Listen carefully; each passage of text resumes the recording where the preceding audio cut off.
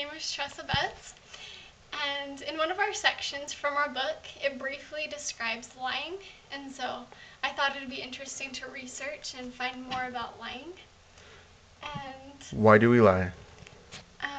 Robert Scott wrote a paper titled "Why Do We Lie?" and some of the reasons that he described as to why we lie could be from to protect ourselves or to protect someone else.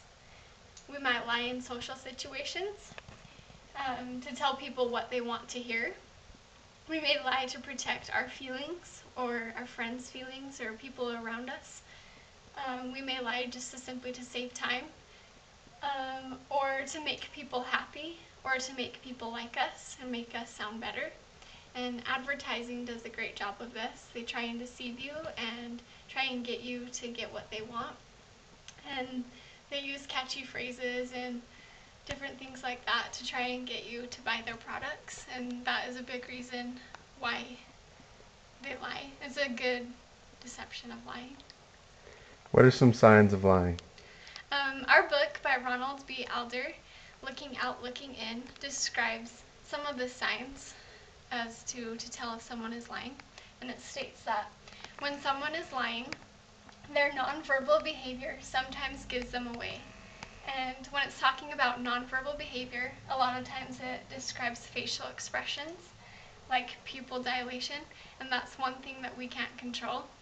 And if someone is lying, it's more obvious or more noticeable to see that their pupils are dilated. And another example is blood pressure and pulse rate. If someone is lying, it's more likely that their pulse rate and blood pressure is higher than if they were telling the truth. And so that's something to be aware of. Another example is someone who is lying. It may be possible that they press their lips together more tightly and more often. And their blink rate, it's faster if they're lying.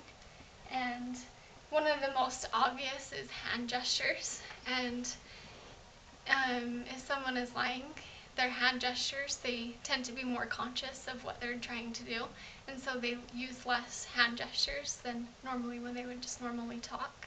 So I thought that was interesting.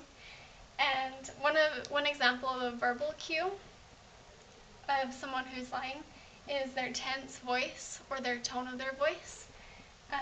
Someone who is lying may pause and be more cautious about what they're trying to say.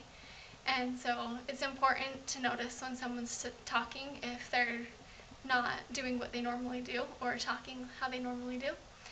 And in our book, it gives us a little chart about liars and when they're more likely to slip up, and it's easier to tell if someone is lying by these cues. And the liar wants to hide emotions, or if they feel strongly about the situation or about the information that they're trying to hide. They're more likely to slip up if they feel really guilty about what they're doing. They're more likely to slip up if they're getting enjoyment from it, or if they've not had time to rehearse what they're trying to say, they might slip up more easily.